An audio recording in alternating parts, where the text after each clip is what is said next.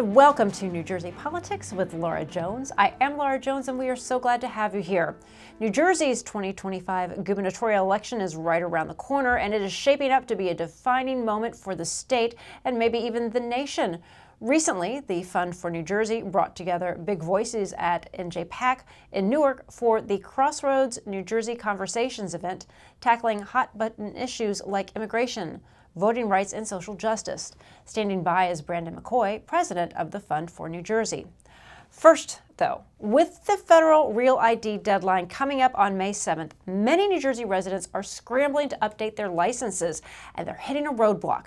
Long wait times and limited appointment availability at the New Jersey Motor Vehicles Commission have left countless residents frustrated as they try to comply with the federal travel requirements.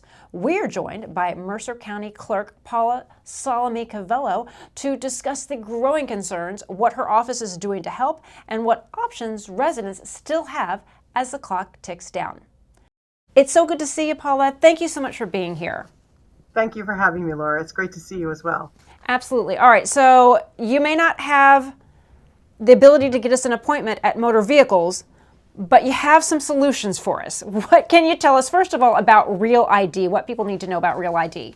Yes. Okay. Well, on May 7th of 2025, even if you're flying domestically or if you want to enter a federal facility or even a nuclear power plant, you have to have a Real ID, which is a federal ID that meets certain standards.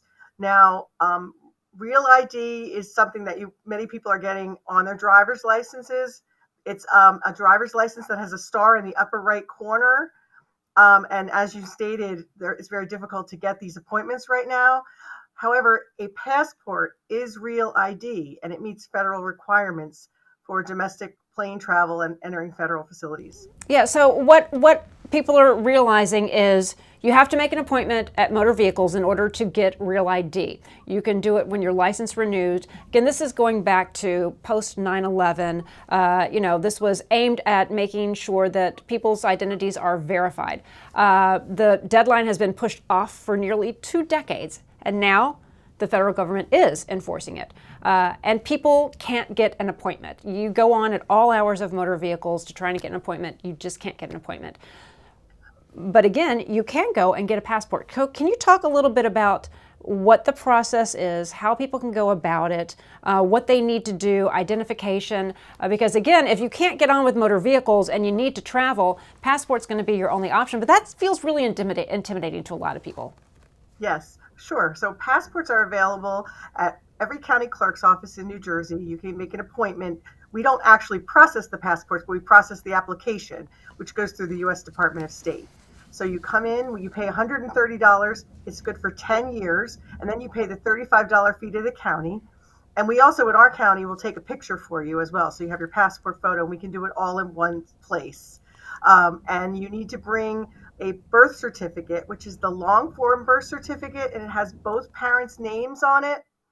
You also should bring your driver's license, if you have a driver's license, or if not, you can get a non-driver's license from the Division of Motor Vehicles, which also is acceptable. And then you need to have maybe another form, like something that shows where you live, like a bill. And then you also do need to bring 2 checks or 2 money orders. You have to have one for the U.S. Department of State, and you have another one for the county fee. Passports are also processed at some postal offices throughout the United States as well. Yeah, and as far as deadline goes, it does take some time. You can expedite, but typically how long does it take to get your passport? Yes, typically it takes 4 to 6 weeks. If you expedite, they say you can get it in 2 weeks. You have to pay an additional fee to expedite, but for some people that's worth it. Right. So because they simply can't get an appointment, and there really is not clear information on when more appointments will be made available. We reached out to Motor Vehicles, and they said, well, we're trying to add 3,500 appointments. And I did a little research. There are about over 1 million Real IDs have been issued, and you have over 9 million people in the state of New Jersey. Of course, not all are over 18, not all need the Real ID. But you're the county, you're Mercer County Clerk. What do you think is going on here? I put some stuff out on Facebook, and it seems a lot of people are very frustrated, but other people are saying, hey, listen, This has been a thing for years. You had time. Why didn't you do it? Can you give any perspective or what you're observing when it comes Yeah, to the I do information? think that many people are not aware that now you need it to fly domestically. And I think that this is going to be an issue in May when people realize that they can't go to Florida to visit a family member without the passport or the real ID. So it is very important that people comply. There is a less expensive option. I don't think everyone's aware of this, but now that we're starting to run into this timeline, people are starting to come for the passport card. So if you choose not to get a passport book, you can get a passport card, which is the same size as a driver's license. It's much less expensive. It's only $30 plus your county fee, and it's the size of a driver's license. So people like that, but it has limited use. You can't travel internationally with a passport card, but you can travel domestically, and you'll be able to travel to border countries like Canada, Mexico, and some of the islands. Okay, So so that's another option. yeah, that can be another option. And again, when it comes to publicizing and getting the word out, can you tell us a little bit about some of your efforts? Because again, typically you get a renewal. If you are a license holder in New Jersey, you'll get a renewal, and it'll say, well, you can renew it by mail, or at certain points you do have to come in. But some people they're not paying attention. They're just, oh, I'll hit it by mail, and then they get their license that says not a real ID. So can you tell us about some of your efforts to get the word out and how long you've been working to try and spread the word? Yeah, well, for myself and the other county clerks, I know I've been issuing press releases trying to say it's also drumming up business for our counties by saying, come in and get a passport. It's an option. You can now travel. So we're trying to do press releases. We're doing, social media posts. I'm doing interviews like with you and with others to just make sure that people are aware that this deadline is coming and it is going to prevent you from traveling. It's going to prevent you from entering a federal courthouse. Federal parks may be affected. So there are a lot of places that you're not going to be able to go come May 7th. And we're just trying to make sure people are aware. Right, right. And that is really interesting because people are focused on the travel, not necessarily entering into a federal building, and you don't realize until you're there. What do you think the enforcement is going to be like? Is there going to be, well, this is a hard and fast deadline, is there going to be any grace period given to people if they show up at the airport and they're realizing, oh gosh, I didn't know? Are you being told anything are you just out of luck? Too bad. Yeah. You have to either go back and wait 4 to 6 weeks for your passport, or who knows when to get a motor vehicles appointment. What are you being told? I am hearing no extensions. Now, remember, we had several extensions before because this act was supposed to take place in 2020, but then COVID hit and they extended it. And from my understanding, then they extended it again in 23, now to 25. So I don't believe they will be extending it again. This time they're going to enforce it. Now, have you been in contact with the New Jersey Motor Vehicles Commission about these appointment issues? Are people coming to you, saying, hey, can you help me with motor vehicles? Because again, people, they need help. They'll ask, whoever will listen to them if you can help. I mean, I'm asking you, hey, Can you help me out?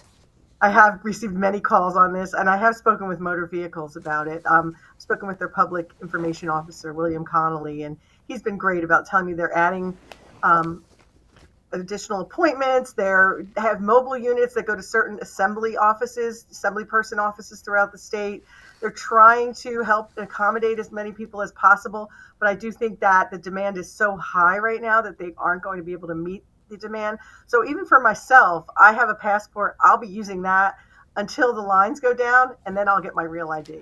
Okay, well that's okay, right. That's another thing is when we reached out to motor vehicles, one of the responses was, well, you really need to think if you need a real ID.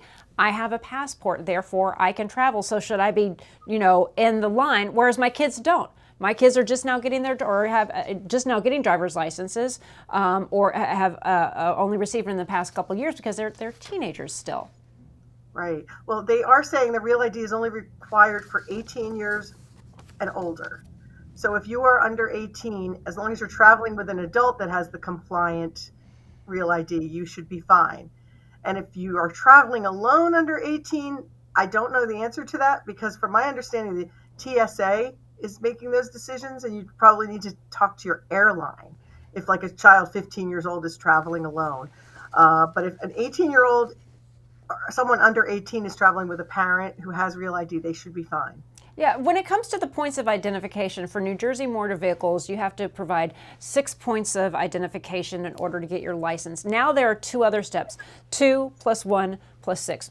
When it comes to getting your passport, why are there less requirements when it comes to presenting ID for a passport that allows you to go in and out of other countries as opposed to driving in the state of New Jersey? I'm always trying to rectify all the extra forms of ID you have to show in New Jersey. Do you have an answer? I really don't know the answer. I know that, I follow the requirements of the U.S. Department of State, and we provide them with what they require. But I do believe that when they issued the Real ID law, it was post 9/11. And they said, this is going to come into effect eventually. And I think it was probably just a way to sort of make it stronger, the requirements to come in and out of the United States or travel within the United States. But I don't know the reasons for that. All right, for all of the layers that you need to get your driver's license in New Jersey. So finally, do I have to live in Mercer County if I want to come to your office? Like, what can you tell us about making an appointment? Do you need an appointment? What do you need to do if you are in this jam and you need to get identification in order to travel or to go into a federal building? Yes, you do not need an appointment to come to my Trenton office. Our Trenton location is 209 South Broad Street. But you do need it we have another location in Hamilton, the Mercer County Connection. And for that office, you do need an appointment because we are very busy there. We've had quite a lot of people coming in for IDs recently and for passports given the new Real ID requirement. So you do need one there.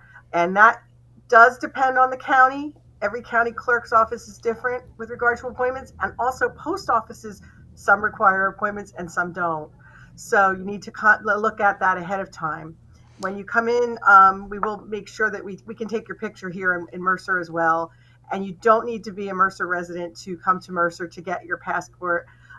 You can be a resident from another county. We prefer that you're a resident of our county, and I know the other counties would as well. But legally, as long as you're a U.S. citizen, you can go to any passport office. All right. Now, I know Hunterdon County, which is where I live, you need an appointment for that county clerk. But again, when I was posting about this on Facebook, I heard Mercer County that you take the best passport photos. That's what a little birdie told me. Wow, that's great to hear. Thanks for letting me know. So, final thoughts. Is there information people can go to the county clerk? Where do they go to get more information on what they need so they don't travel all the way to the county clerks only to find out, ooh, I don't have everything I need. Oh, I needed to print something ahead of time.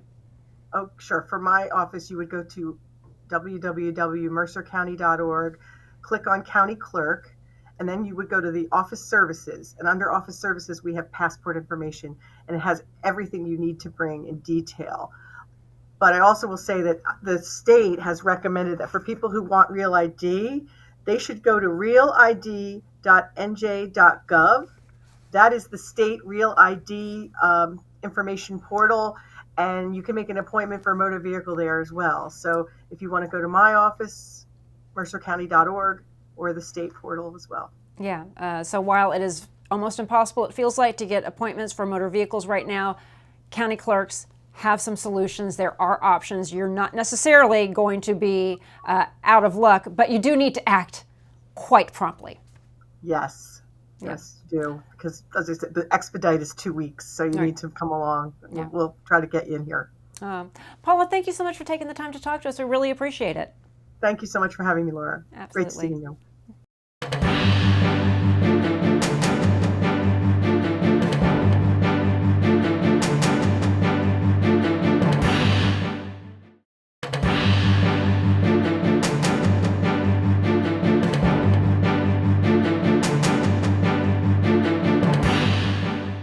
New Jersey's 2025 gubernatorial election is fast approaching, and with it, a critical moment that could signal where the nation is headed politically. Recently, on April 16th, the Fund for New Jersey hosted the Crossroads New Jersey Conversations event at ONNJ PAC in Newark. It's a day-long forum that was diving into the state's most pressing issues, from immigration policy to voting rights and social justice.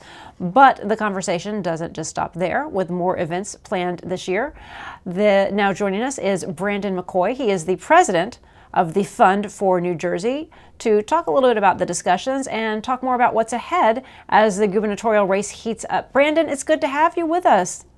Thanks so much. It's great to be here with you. So, can you tell us just a little bit about what your organization is all about? Absolutely. So, the Fund for New Jersey is actually a philanthropic foundation that looks to support and improve the quality of decision making when it comes to public policy issues in the state. And so, we're trying to make sure that New Jerseyans are both aware of the issues that are happening, properly informed on them, and that their voices are really, really heard. Oftentimes, the voices of citizens and residents are not given as much attention or priority as they should be. And so, we're really focused on making sure that people have the opportunity and the information necessary to have vital conversations, especially now as we head into the gubernatorial election. It's more important than ever. Right. Well, you have candidates when they're running, they certainly have their talking points, they have their issues that they want to talk about, but you don't. You want to make sure that that is actually reflecting what the people of the state say. Can you just tell me a little bit about that? Absolutely. So, actually, about 8 years ago, the Fund for New Jersey produced this series, Crossroads New Jersey, and produced a series of reports that were looking at the various challenges that were facing the state. And so that includes things like transportation, education, climate, you name it. And so we're actually looking at what were the recommendations made in those series of reports, how have we done over the past 8 years, and what do we still need to address, and what new things have popped up over these past 8 years. And so those reports were produced in collaboration with community, with experts, with policy representatives. And we're really hoping that as we move into this important election, folks are focusing on New Jersey, right? There's a lot that's going on. Sometimes the national conversation can suck the oxygen out of the room and really take up a lot of attention. But we have a very unique state with unique issues and unique challenges, and New Jerseyans deserve to know who's going to be representing them in the years ahead. And when you talk about how, national discourse sometimes sucks the air out of the room, one of the topics when you're talking about pressing issues in the state, it's always about affordability, which is no doubt an issue. But there are so many other issues that affect people's day-to-day lives that aren't getting any coverage. What's the top of your list? I think definitely, housing is a major issue for folks, making sure it's not only affordable, but it's safe and reliable housing. Transportation, of course, our state relies upon public transportation more than most to get people to work and, back home safely and reliably. And then also, of course, immigration. I mean, 1 in 4 New Jersey residents are foreign born. And so immigration is a big deal for us. It's a big contributor to our economy, making sure that we have as strong of an economy as we can, and especially with regards to the actions that are happening at the federal level, immigration is a major issue that can disrupt the communities that are in this state. And so there's a lot to be talking about. I could go on for sure. There's way more issues than those three, but those are definitely top of the mind for a lot of people that we're talking with and that we're supporting. Yeah, can you dive a little bit more into the issue of immigration? Because some of the national stories that get headlines are just that, they're headlines. They're not dealing into the realities of what is fact, what is fiction, what is sensationalizing. Do you have stories? Do you have information that you've heard from people as you go out on these tours? What are you hearing from people about what the reality is of what people are facing, what their concerns are when it comes to immigration reforms and what we're seeing under the Trump administration happening at the local and state level? For sure. I mean, I think, one of the unfortunate things is that the term, immigrants sort of thrown around and sort of used in a sort of fashion that's meant to scare people. But immigrants have built this country. Immigrants are a strong part of this country's history, and they're a strong part of the state's history. The Statue of Liberty, of course, is associated with New York, but that's on Liberty Island, and Liberty Island is in New Jersey, baby. So, that's a part of our history as well. And I just think it's important to realize that when there's conversations about, deporting people, obviously they've been saying that they want to deport people who are criminals, but we've seen already that they're deporting people who have no records, who haven't done anything wrong, who haven't done anything illegal. And it's disrupting communities, it's disrupting families, it's disrupting businesses. And that is, obviously a very harmful thing, not just to those people who are directly impacted in very serious ways, but it's a harmful thing to our state in the future that we hope to build for everybody that lives here. And so really understanding more discreetly and I think being more careful about what is the real story when it comes to immigrants in New Jersey, and how they're a significant and important part, not just of our economy, but of our communities. Yeah. Let's look ahead to some of the upcoming events you have. There's one June 5th at Rutgers in New Brunswick. So can you talk a little bit about some of the themes and how they are evolving and also intersecting with the economy, with economic equity, justice reforms? Can you talk a little bit about that?